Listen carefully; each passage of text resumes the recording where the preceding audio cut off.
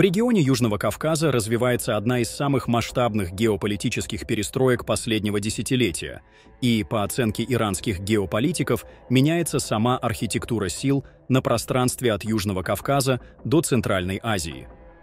Исторически Кавказ и прилегающие регионы были зоной пересечения интересов великих держав, и сегодня эта тенденция только усиливается. США, опираясь на Турцию как ключевого члена НАТО, стремятся ограничить влияние России и Китая в стратегически важном Каспийском регионе, одновременно усиливая политическое и экономическое давление на Иран. Вашингтон активно выстраивает отношения с 5 странами Центральной Азии, приглашая их лидеров в Белый дом, расширяя дипломатические и стратегические контакты, создавая сеть форматов взаимодействия, которая постепенно превращается в долгосрочную систему партнерств. Кавказ также переживает быстрые и заметные изменения. Азербайджан, который традиционно ориентировался на западные страны и поддерживал тесные связи с Турцией, после поражения Армении и при активной поддержке Турции и Израиля ускоренно движется в сторону НАТО. Проект ТРИП, подписанный в Вашингтоне при посредничестве Дональда Трампа, рассматривается как новый инструмент западного влияния на Южном Кавказе. Одновременно развивается тюркский вектор. Анкара и Баку укрепляют связи с тюркоязычными странами Центральной Азии, в частности с Казахстаном, Туркменистаном, Узбекистаном и другими, что полностью вписывается в стратегию США по созданию системы противовесов Москве, Пекину и Тегерану. Эти процессы сопровождаются рядом инцидентов, которые демонстрируют высокую степень турбулентности. Например, удар российской ракеты вблизи посольства Азербайджана в Киеве вызвал серьезное напряжение в дипломатических кругах, а авиакатастрофа турецкого самолета подчеркнула уязвимость региональной авиационной инфраструктуры и зависимость стран от сложных международных маршрутов. Отметим, что, несмотря на извинения президента России Владимира Путина по поводу сбитого азербайджанского самолета «Азау», отношения между Россией и Азербайджаном остаются напряженными. Баку все активнее проводит самостоятельную внешнюю политику, которая зачастую расходится с интересами Москвы, демонстрируя стремление к большей независимости и маневренности на международной арене. Выделяются 2 ключевых фактора, от которых зависит дальнейшая динамика региона. Во-первых, сможет ли Вашингтон ослабить влияние России и Китая в стратегических сферах? Во-вторых, готовы ли страны Центральной Азии включиться в новую геополитическую игру, принимая на себя экономические, военные и политические риски, связанные с более активным сотрудничеством с западными центрами силы?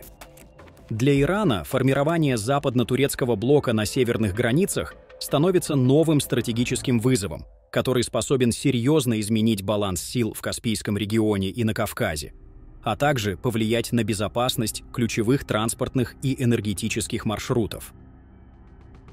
На этом фоне бывший командующий корпусом стражей Исламской революции, вице-президент Ирана и советник верховного лидера Хаминеи Мохсен Резаи сделал резкое заявление, отметив, что враги перед 12-дневной войной обещали территориальные уступки некоторым северным и южным соседям. По его словам, под врагом, вероятно, подразумеваются США и Израиль. Он также подчеркнул, что когда Баку и Эмираты по подстрекательству Израиля стремятся захватить азербайджанские районы Ирана и 3 острова, решение точно не в том, чтобы наблюдать. Резаи добавил, что «мы должны добиваться возвращения бакуйского остандарства и островов Ариана и Заркух». Отметим, что бакуйское остандарство с персидского языка означает «Бакинская губерния». Эти заявления отражают более широкий иранский дискурс о защите границ, сохранении территориальной целостности и реагировании на внешнее давление в стратегически важной зоне. Что касается Армении, в иранских медиа отмечают, что ее отношения с Ираном уникальны и стабильно развиваются по сравнению с другими соседями Тегерана. Особое внимание уделяется тому, что Армения – единственный христианский сосед Ирана, с которым отношения остаются наиболее стабильными, в то время как все остальные соседи – мусульманские страны. Подчеркивается, что эти связи основаны на исторических и культурных традициях, а армянская община Ирана играет важную роль в их поддержании и пользуется уважением у иранского народа. Тем временем The Jerusalem Post опубликовал материал о том, что Армения якобы приостановила переговоры о покупке 12 индийских истребителей Tejas на сумму $1 миллиард 200 миллионов после авиакатастрофы в Дубае. Примечательно, что индийские источники уточняют, что переговоров о поставке Tejas Армении не велось. Ни правительство Индии, ни компания HAL не обсуждали такой контракт. По сообщениям источников, сообщение оказалось основанным на непроверенных данных, распространявшихся через пропагандистские каналы, связанные с пакистанскими сетями влияния. Ранее также опровергались слухи о закупке Арменией Су-30 МКИ. Отметим, что индийские истребители Tejas интегрированы с технологиями Israel Aerospace Industries, Elbit и Rafael, включая радар Афар, системы радиоэлектронной борьбы и ракеты Дерби, что делает эти материалы особенно чувствительными с точки зрения израильских компаний, вовлеченных в поставки оборудования. Параллельно британские СМИ добавляют новый слой геополитической напряженности, утверждая, что Азербайджан тайно поставляет Украине истребители и газ. В течение многих лет Баку и Москва поддерживали тесные отношения, опираясь на общую историю и сотрудничество в рамках советского наследия. В последние годы Азербайджан активно дистанцируется от России, усиливая сотрудничество с Турцией и стремясь расширить свое влияние на Южном Кавказе. Ситуация осложнилась после того, как российские силы по ошибке сбили азербайджанский пассажирский самолет над Чечней, направлявшийся в Казахстан, что привело к гибели 38 человек.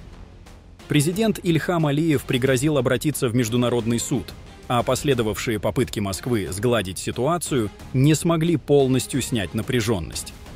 Согласно данным британских источников, Баку через скрытую логистическую цепочку направляет Украине истребители Су-22, маскируя их под гуманитарные грузы и используя маршруты, ранее задействованные в схемах, связанных с Россией. Одновременно, по данным британских источников, Азербайджан поставляет газ по трансбалканскому трубопроводу, который ранее контролировался Москвой.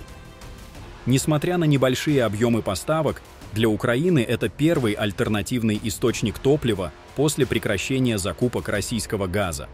Кроме того, Азербайджан располагает значительным советским и российским арсеналом. От артиллерии и бронетехники до реактивных систем залпового огня и ракетных комплексов .У, что позволяет рассматривать его как важного регионального игрока, способного расширять сотрудничество с другими странами. Все эти события создают новую геополитическую реальность, в которой США, Турция и их партнеры активно усиливают давление на Россию, Китай и Иран. В свою очередь, региональные игроки, включая Азербайджан, Армению и страны Центральной Азии, вынуждены балансировать между сотрудничеством с глобальными центрами силы, собственной независимой стратегией и учетом быстро меняющегося баланса сил. Южный Кавказ и Центральная Азия становятся ареной острой конкуренции, где каждая страна стремится занять максимально выгодную позицию в условиях растущей турбулентности и внешнего давления. Пишите свое мнение в комментариях и подписывайтесь на наш канал, чтобы не пропускать самые важные новости мира.